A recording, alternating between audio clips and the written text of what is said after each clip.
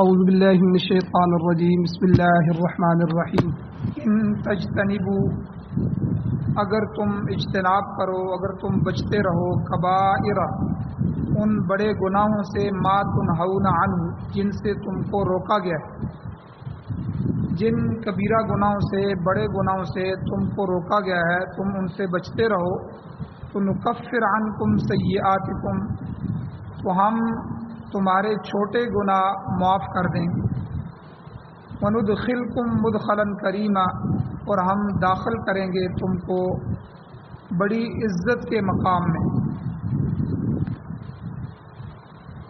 سورۃ النساء، سورت نمبر 4، سپارہ نمبر 5 اور آیت نمبر 31 آپ کے سامنے تلاوت ہوئی ہے۔ سب سے پہلے ربط آیات ہیں کہ گزشتہ دروس میں محرمات نکاح کا بیان ہو چکا ہے۔ وہ عورتیں کہ جن سے نکاح حرام ہے، جن سے نکاح نہیں کیا جا سکتا۔ اس کے بعد جو مال ہیں اور جان ہے، اموال اور نفوس، ان کے متعلق ارشاد ہوا کہ اللہ تعالیٰ نے فرمایا کہ ایک دوسرے کے مال میں ناجائز تصرف بھی مت کرو اور نہ ہی کسی کی جان لو، کسی آدمی کی جان بھی نہ لو، کسی کے مال کو بھی ہلاک نہ کرو، یہ بھی حرام ہے۔ دونوں چیزیں، کسی کا مال ناجائز طریقے سے لینا یہ بھی حرام ہے، اور اس کی جتنی بھی صورتیں ہیں پیچھے بیان ہو چکی ہیں۔ ہر وہ بیع، ہر وہ خرید و فروخت، ہر وہ تجارت، ہر وہ پیشہ جو شریعت کی نظر میں جائز نہیں ہے، اس پیشے کے ذریعے سے، اس چیز کے ذریعے سے مال کو لینا، دوسری چیز کے جو ہے دوسرے آدمی سے نفع لینا، یہ حرام۔ اسی طرح کسی کی جان لینا، یعنی کسی کو قتل کرنا یا خود اپنے آپ کو قتل کرنا، یعنی خودکشی کرنا، یہ دونوں حرام۔ جان اور مال، اموال اور نفوس، یہ اللہ کے ہاں بڑی قیمت رکھتے ہیں، تو اس لیے پچھلے دروس میں اللہ تعالیٰ نے ان دونوں کی طرف مکمل وضاحت سے فرما دیا کہ یہ حرام ہے، ایسا نہ کرو۔ اور پھر اللہ نے یہ بھی فرمایا کہ جو شخص تعدی اور ظلم کے ساتھ یہ کرے گا، زیادتی کے ساتھ اس طرح کرے گا کہ وہ کسی کا مال بھی حرام کھائے گا یا قتل کرے گا، تو ایسا شخص مجرم تصور ہوگا، اور اس کی سزا فسوف نصلیہ نارا، ہم اسے جہنم میں داخل کریں۔ تو ان دونوں چیزوں میں، یعنی مال اور جان میں ناجائز تصرف کبیرہ گناہوں میں شمار ہو۔ اور پھر اسی نسبت سے اللہ تعالیٰ نے آج کے درس کی آیت میں بڑے بڑے گناہوں کا تذکرہ فرمایا ہے کہ جو شخص بڑے گناہوں سے بچتا رہے گا، اس کے چھوٹے چھوٹے گناہ اللہ تعالیٰ اپنی رحمت سے خود ہی معاف فرماتا رہے گا، اور جنت کے باعزت مقام میں اللہ اس کو داخل فرمائے۔ اب کبیرہ اور صغیرہ، کبائر اور صغائر، یہ جو اصطلاح ہے یہ قرآن اور حدیث میں، قرآن و سنت میں کثرت کے ساتھ استعمال ہوتی ہے۔ کبائر سے مراد وہ بڑے بڑے گناہ ہیں جو بغیر توبہ کے معاف نہیں ہوتے۔ کبیرہ گناہوں سے مراد وہ بڑے گناہ ہیں جو بغیر توبہ کے معاف نہیں ہوتے، اور صغائر جو ہیں، صغیرہ، وہ چھوٹی چھوٹی لغزشیں ہیں جنہیں اللہ تعالیٰ از خود ہی معاف فرما دیتے ہیں۔ لیکن شرط یہ ہے کہ انسان بڑے گناہوں سے بچتا رہے اور اعمال صالحہ، نیک اعمال، نیکیاں کرتا رہے، نیک اعمال سر انجام دیتا رہے۔ تو آج کی آیت کریمہ میں بھی اللہ نے یہی قانون سمجھایا ہے۔ ارشاد ہوتا ہے، اللہ فرماتے ہیں ان تجتنبوا، اے ایمان والو، اے لوگو، اگر تم اجتناب کرو، اگر تم بچتے رہو، کبائر، کبیرہ گناہوں سے۔ اور کون سے کبیرہ گناہ؟ ما تنہون عنہ، جن سے تمہیں روکا گیا، جن سے تمہیں منع کیا گیا۔ یاد رکھیں، اللہ کی اطاعت، اللہ کے رسول کی اطاعت نیکی کہلاتی ہے۔ اللہ اور اللہ کے رسول کے حکم کو ماننا یہ نیکی کہلاتا ہے، اور اللہ کے رسول کی مخالفت کرنا، نہ ماننا، یہ گناہ کہلاتا ہے۔ تو ما تنہون عنہ، کہ جن گناہوں سے تمہیں روکا گیا ہے اور ان گناہوں سے اگر تم باز آ جاؤ، ان تجتنبوا کبائر، اگر تم اجتناب کرو ان کبیرہ گناہوں سے، ما تنہون عنہ، جن سے تمہیں منع کیا گیا ہے، تو پھر ہم کیا کریں گے؟ اللہ تعالیٰ فرماتے ہیں نکفر عنکم سیئاتکم، ہم تمہاری چھوٹی چھوٹی خطائیں، تمہارے کبیرہ گناہوں کے مقابلے میں صغیرہ گناہ، چھوٹی موٹی لغزشیں، خطائیں ہم بھی معاف کر دیں۔ البتہ یہ ضروری ہے کہ اگر کوئی شخص کبیرہ گناہوں سے باز نہ آئے، بڑے گناہوں سے اپنے آپ کو نہ روکے، تو پھر صرف کبائر کی وجہ سے گنہگار نہیں ہوگا، بلکہ چھوٹے گناہوں پر بھی مواخذہ ہوگا، چھوٹے گناہوں پر بھی پکڑ ہوگی۔ چھوٹی موٹی خطائیں اور لغزشیں یہ تو انسان سے ہر وقت ہر آن صادر ہوتی رہتی ہیں، تاہم اگر کبیرہ گناہ سے بچ گیا تو انشاءاللہ اس کی کامیابی کی بھی امید ہے۔ تو یہ اللہ تعالیٰ کا خاص احسان اور کرم ہے کہ اس نے چھوٹے گناہوں کو از خود معاف کر دینے کا وعدہ فرمایا، لیکن شرط وہی ہے، اس میں یاد رکھا جائے کہ بشرطے کہ انسان کبیرہ گناہوں سے اجتناب کرے، یہ شرط اللہ نے لگائی، ان تجتنبوا کبائر ما تنہون عنکم، اگر تم ان کبیرہ گناہوں سے بچو جن سے روکا گیا ہے، تو پھر ہم کیا کریں گے؟ ہم تمہارے جو ہے نکفر عنکم سیئاتکم، ہم تمہارے سیئات کو یعنی صغیرہ گناہوں کو خود بخود معاف کرتے رہیں۔ اسی ضمن میں نبی علیہ الصلوۃ والسلام نے بہت سی احادیث بھی ارشاد فرمائی کہ صغیرہ گناہ اللہ تعالیٰ کس طرح معاف فرماتے ہیں اور کون کون سے اعمال ہیں، کن کن عملوں سے چھوٹے گناہ خود بخود معاف ہوتے رہتے ہیں۔ ایک حدیث ہے، حضور علیہ الصلوۃ والسلام نے فرمایا الجمعۃ الی الجمعۃ کفارۃ لما بینہما، حضور نے فرمایا ایک جمعے سے دوسرے جمعے تک اگر انسان کبائر سے یعنی بڑے گناہوں سے، کبیرہ گناہوں سے بچتا رہے تو دوسرے چھوٹے چھوٹے گناہ ان کی وجہ سے معاف ہوتے رہتے ہیں۔ یعنی کیا مطلب کہ ایک جمعہ سے دوسرے جمعہ تک یہ کفارہ ہے ان دونوں جمعوں کے درمیان کے لیے۔ تو یہ آدمی ایک جمعہ پڑھتا ہے تو یہ گویا کہ جمعہ کی فضیلت حضور علیہ السلام نے بیان فرمائی کہ ایک جمعے کی اتنی فضیلت ہے کہ ایک آدمی جمعہ پڑھتا ہے اور پھر دوسرا جمعہ پڑھتا ہے تو اس دونوں جمعوں کے درمیان کوئی بڑا گناہ نہیں کرتا، کبیرہ گناہ نہیں کرتا، تو چھوٹے چھوٹے جو بد نظری ہو گئی اور اس طرح جو ہے کوئی اور چھوٹے گناہ ہو گئے، ان چھوٹے گناہوں کو اللہ تعالیٰ معاف کر دیتے ہیں، یہ اس کے لیے کفارہ بن جاتے ہیں۔ اور اسی طرح نبی علیہ السلام کی ایک حدیث موجود ہے کہ حضور علیہ السلام نے ارشاد فرمایا کہ ایک نماز سے دوسری نماز تک یہ جو درمیانی عرصہ ہے، اس کے متعلق اللہ کے نبی صلی اللہ علیہ وسلم نے ارشاد فرمایا اللہ تعالیٰ دو نمازوں کے درمیان جو معمولی لغزشیں ہوتی ہیں، جو صغیرہ گناہ ہوتے ہیں، چھوٹے گناہ ہوتے ہیں، اللہ ان دو نمازوں کی برکتوں سے ان چھوٹے گناہوں کو معاف فرما دیتے ہیں۔ تو یعنی یہ جو چھوٹے گناہ ہیں، صغیرہ گناہ، یہ مختلف اعمال کی وجہ سے معاف ہوتے رہتے ہیں۔ تو یہاں اس حدیث میں جس طرح پہلی حدیث میں نے بیان کی تو اللہ کے نبی نے دو جمعوں کی فضیلت بیان فرمائی کہ ایک جمعہ پڑھ لیے ایک آدمی، اللہ نے اس کو توفیق دے دی، پھر دوسرا جمعہ پڑھ لیا، تو ان دو جمعوں کے اتنے فضائل ہیں کہ اللہ ان کے درمیان کے صغیرہ گناہوں کو معاف کر دیتے ہیں۔ اسی طرح یہاں اس حدیث میں اللہ کے نبی نے فرمایا ایک آدمی مثال کے طور پہ فجر پڑھتا ہے، فجر کے بعد ظہر تک بڑا گناہ کوئی بھی نہیں کرتا، تو اس درمیان میں جو کچھ چھوٹے موٹے گناہ ہو جاتے ہیں تو اللہ تعالیٰ ان چھوٹے گناہوں کو ان دو نمازوں کی برکت سے معاف فرما دیتے ہیں۔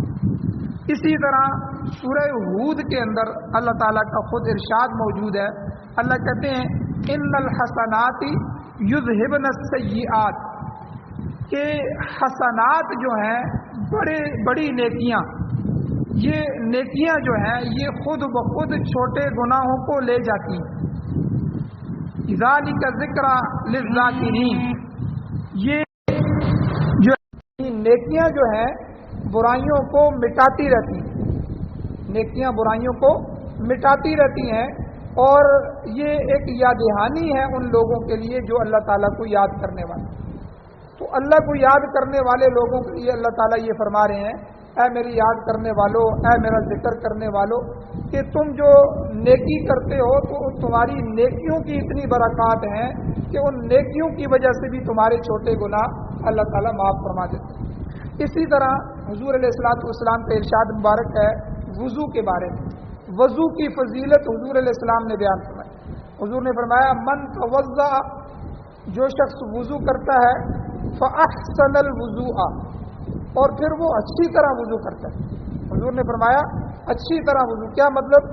یعنی وضو کے جو فرائض ہیں ان کا بھی خیال رکھتا ہے، وضو میں جو سنتیں ہیں حضور علیہ السلام کی ان سنن کا بھی خیال رکھتا ہے، اور جو مستحبات ہیں ان کا بھی خیال رکھتا ہے، اور جو مکروہات ہیں جن سے بچنا چاہیے ان مکروہات کی بھی رعایت کرتے ہوئے اور تکلیف کو برداشت کرتے ہوئے اعلیٰ درجے کا وضو کرتا ہے. فأحسن الوضوء، اس ایک جملے سے یہ سب مراد ہے. یعنی فرائض، سنن، مستحبات، مکروہات کا جو ہے خیال کرے اور تکلیف برداشت کرتے ہوئے جو ہے. ظاہر بات ہے جب بندہ احتیاط کے ساتھ وضو کرتا ہے، سردیوں میں وضو کرتا ہے اور اٹھ کر مشقت کے ساتھ جو ہے وہ وضو کرتا ہے، وہ بڑی تکلیف ہوتی ہے. تو اس تکلیف کو برداشت کرتے ہوئے اعلیٰ درجے کا وضو کرتا ہے. تو حضور نے کیا فرمایا؟ من توضأ فأحسن الوضوء، جس نے وضو کیا اور اچھے درجے میں وضو کیا، تو حضور نے فرمایا خرجت خطایاہ من جسدی، تو اس کے تمام صغیرہ گناہ اس کے جسم سے نکل جاتے ہیں. یعنی اس کے ہاتھوں نے جو گناہ کیے، جب بندہ ہاتھ دھوتا ہے تو ہاتھوں کے گناہ اللہ تعالیٰ معاف فرما دیتے ہیں. اور اسی طرح جب منہ دھوتا ہے تو منہ کے گناہ، ہونٹوں کے گناہ، زبان کے گناہ، آنکھوں کے گناہ، یہ سارے آنکھیں، کان اور منہ اور زبان یہ سب منہ کے اندر آتے ہیں، تو اللہ ان سب سے ہونے والے گناہ صغیرہ جو ہیں وہ سب معاف کر دیتے ہیں.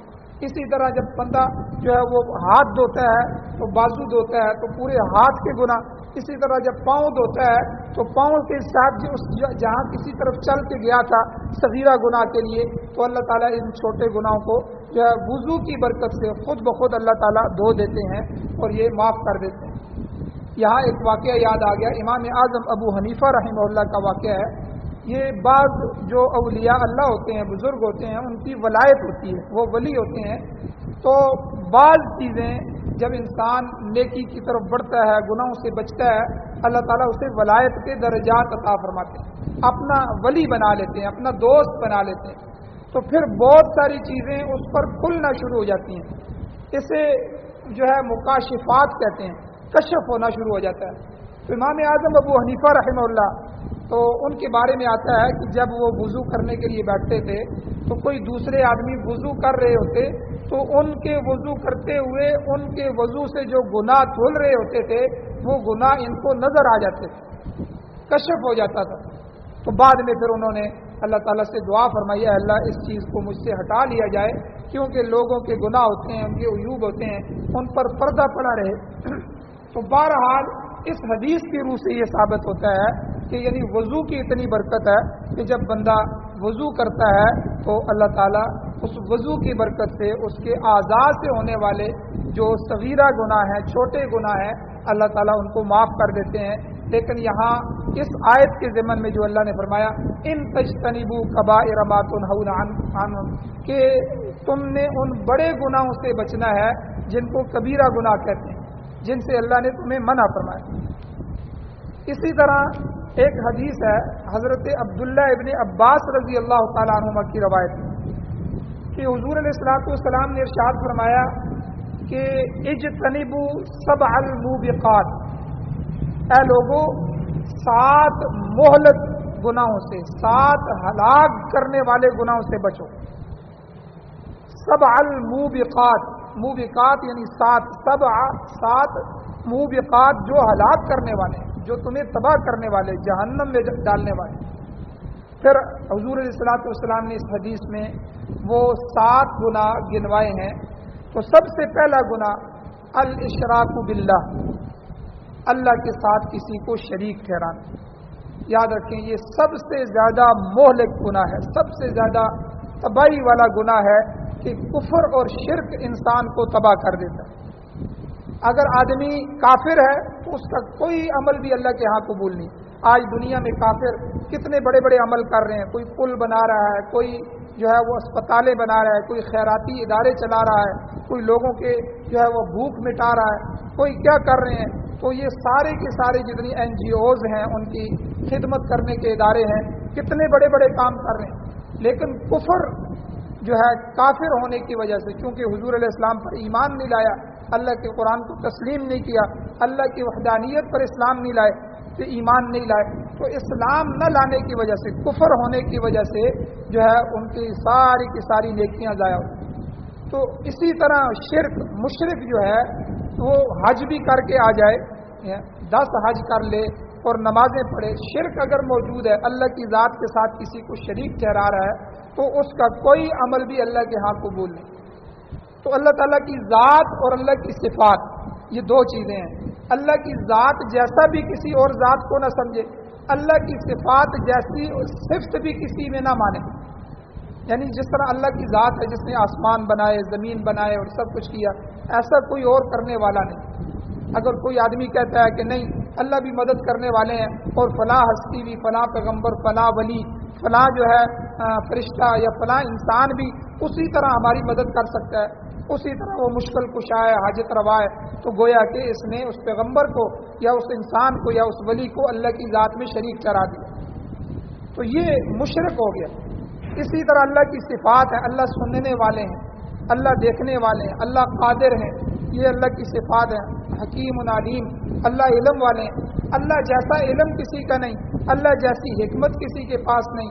جیسا اللہ ساری مخلوق پر, زمین و آسمان پر قادر ہے, اس طرح کوئی ہستی قادر نہیں. تو یہ توحید ہے, اور توحید کے مقابلے میں شرک. تو اللہ کی ذات اور اللہ کی صفات میں کسی کو شریک ٹھہرانا یہ سب سے بڑا گناہ ہے. تو حضور نے اس حدیث میں فرمایا کہ اجتنبوا 7 الموبقات, 7 ہلاک کرنے والے گناہوں سے بچو. تو سب سے پہلا گناہ حضور علیہ السلام نے یہ شرک کا گنوایا. اور دوسرا گناہ حضور علیہ السلام نے فرمایا قتل نفس, کسی انسان کو قتل کرنا, کسی کی جان لینا, تو کسی کی جان کا حق طلب کر دینا, تو یہ قتل کرنا یہ سب سے بڑا گناہ ہے. شرک کے بعد دوسرا بڑا گناہ کسی انسانیت کا قتل اللہ تعالیٰ کو کسی صورت میں بھی قبول نہیں. اور کل اس کے بارے میں تفصیل بیان ہو گئی ہے کہ کسی کو قتل کرنا یا اپنی جان کو قتل کرنا یعنی خودکشی کرنا, یہ دونوں جو ہے اسلام میں حرام ہے. تو بہرحال دوسرا بڑا گناہ جو حضور علیہ السلام نے گنوایا ہے وہ کسی جان کو قتل کرنا. اور تیسرے نمبر پر سحر اور جادو کرنا. آج ہمارے معاشرے میں یہ جادو بہت عام ہو گیا, اور حضور علیہ السلام نے 7 بڑے گناہ جو جہنم میں ڈالنے والے. یاد رکھیں جادو کی بہت سی اقسام ہیں. عام جادو جو ہوتا ہے اس کے اثرات بھی نہیں ہوتے, تھوڑا بہت اثر ہوتا ہے, وہ بندے کے ذکر کرنے سے, تلاوت کرنے سے, نماز روزہ کرنے سے وہ اثرات ہوتے ہی نہیں ہیں, وہ ضائع ہو جاتے ہیں, یا کلمہ پڑھنے سے بھی وہ اثرات نہیں ہوتے. لیکن یہ جو بڑا جادو کرتے ہیں, یہ جادو یا تو شیعہ روافض کر سکتے ہیں جو قرآن کو کی تحریف کو مانتے ہیں, یا جو ہے یہ عیسائی وغیرہ, یہ جو کافر ہوتے ہیں یہی, کیونکہ قرآن کے اوراق کی بے ادبی اور بدتمیزی کی جاتی. جتنا جو ہے کسی نیک عمل کو اس کی توہین کی جائے گی اتنا ہی شیاطین ان لوگوں کی طرف متوجہ ہوتے ہیں, اور یہ شیطانوں کو قابو کر کے شیاطین کے ذریعے, جنات کے ذریعے جو ہے وہ بہت سارے معاملات کرتے ہیں. تو جادوگر, تو یہ سحر کرنا اور جادو کرنا, اس کو نبی علیہ السلام نے تیسرا بڑا گناہ شمار کیا کہ جو آدمی کسی مسلمان پر جو ہے, ایک تو جان اس کی ہلاک کرنا, قتل کرنا وہ بھی گناہ ہے, لیکن اس طرح اس کو تکلیف دینا کہ جادو کروا دیے, اب اس کا کاروبار یا اس کی جان متاثر ہو رہی ہے, تو یہ جادو کرنا بھی جو ہے یہ کبیرہ گناہوں میں سے تیسرا بڑا گناہ ہے. اور چوتھا گناہ حضور علیہ السلام نے فرمایا یتیم کا مال کھانا. معاشرے میں یتیم سب سے کمزور ہے, باقی آدمی اپنا حق لے سکتے ہیں, آگے سے بول سکتے ہیں, جرگہ کر سکتے ہیں, ٹھیک ہے, چھین سکتے ہیں اپنا حق, عدالت میں کام کر سکتے ہیں, لیکن یتیم بچہ, یتیم اس کو کہتے ہیں کہ جن کا والد فوت ہو جائے اور ابھی وہ نابالغ ہوں, چھوٹے بچے ہوں, اب وہ کیا کر سکتے ہیں, کوئی ان کا مال لے لے, کوئی ان کی زمین غصب کر لے، کوئی ان کا حق مار لے، تو حضور علیہ السلام نے چوتھا بڑا گناہ یتیم کا مال کھانا، یتیم کے مال کے بارے میں بہت سخت حدیثیں موجود ہیں، اور آدمی کو اللہ تعالیٰ سیدھا جہنم میں ڈالتے ہیں جو کسی یتیم کے مال پر نظر رکھتا ہے یا اس کے مال کو کھاتا ہے۔ اور اسی طرح 5ویں نمبر پر جب دشمن سے لڑائی ہو رہی ہو، جہاد کے اندر دشمن سے لڑائی ہو اور یہ بھاگ جائے، یعنی دشمن سے بھاگنا یہ اللہ کو پسند نہیں ہے۔ یہ مسلمان اللہ کا دوست ہے اور جو ہے کافر اللہ کا دشمن ہے۔ جب ان دونوں کی لڑائی ہو رہی ہے، جہاد ہو رہا ہے اسلام کے غلبے کے لیے، اور یہ اللہ کا دوست ہو کے جو ہے کافر کے مقابلے میں بھاگ رہا ہے، تو بہرحال یہاں علماء نے ایک مسئلہ لکھا ہے، فقہی مسئلہ ہے کہ دشمن کی تعداد اگر مسلمانوں سے دگنا ہو جائے، یعنی 10 مسلمان ہیں اور 20 کافر ہیں، تو دگنی سے زیادہ ہو جائے تو پیچھے ہٹنے سے گناہ نہیں ہوگا، انسان گناہ گار نہیں ہوگا۔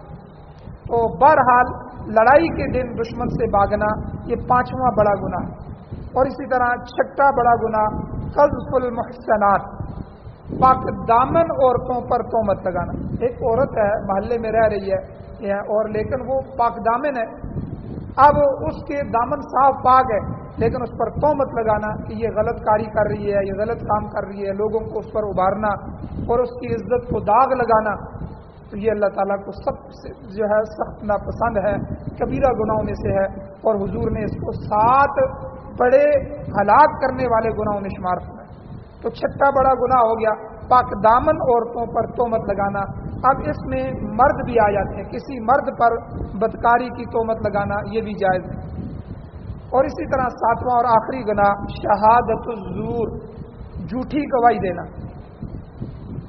تو جھوٹی گواہی آپ دیکھیں آج ہر دوسرا بندہ جو ہے وہ سیاسی پارٹی کی وجہ سے یا تعلق کی وجہ سے یا برادری کی وجہ سے یا دوستی کی وجہ سے یا اس کو رقم دی جائے تو پیسے کی وجہ سے، کسی وجہ سے بھی اس کے لیے ساتھ چلنے کے لیے تیار ہو جاتا ہے۔ ٹھیک ہے جی، تم کہتے ہو تو تمہارا ہمارا تعلق ہے، کل تم ہمارے کام آئے تھے ہم تمہارے کام آئیں گے۔ تو جھوٹی گواہیاں آپ عدالت میں جا کے دیکھیں، ہر دوسرا بندہ چند ٹکوں کے لیے جو ہے وہ گواہی دینے کے لیے تیار۔ تو حضور علیہ السلام نے فرمایا جو بندہ جھوٹی گواہی دیتا ہے، ظاہر بات ہے کوئی آدمی جھوٹی گواہی دے گا تو دوسرے آدمی کا تو مال ہلاک ہو جائے گا، اس کی گواہی دینے کی وجہ سے وہ جیل میں بھی جا سکتا ہے، اس کی گواہی دینے کی وجہ سے وہ مجرم بھی بن سکتا ہے، تو دوسرے کا تو نقصان ہو رہا ہے۔ اس کی جھوٹی گواہی کی وجہ سے اس کو پتہ ہی کچھ نہیں ہے اور جا کے کہہ رہا ہے جی ہاں جی میں نے دیکھا ہے، اپنی آنکھوں سے دیکھا ہے کہ اس نے یہ کیا ہے، اس نے وہ کیا ہے، اس نے یہ کہا ہے، اور اس کی گواہی کی وجہ سے عدالت تو گواہی دیکھتی ہے، اب اس کی گواہی کی وجہ سے مسلمان کا کتنا نقصان ہو جائے۔ تو جھوٹی گواہی کی وجہ سے تو حضور علیہ السلام نے فرمایا کہ اس آدمی کو بھی جہنم میں ڈالا جائے۔ تو یہ 7 بڑے گناہ ہیں، تو اکبر الکبائر میں شریعت نے ان کو شمار کیا ہے۔ ان میں سے کسی ایک گناہ کے کرنے سے یا زیادہ گناہوں کے مرتکب سے جو ہے اس کی معافی نہیں ہو سکتی جیتے جیتے جب تک وہ توبہ نہ کرے ان گناہوں میں سے، اور توبہ کی شرائط پیچھے گزر چکی ہیں۔ اب کبائر کے اصول کیا ہیں کہ کبیرہ کہتے کس کو ہیں، اور چند مسائل اور بھی ہیں انشاءاللہ کل کے درس میں ذکر کیے جائیں گے۔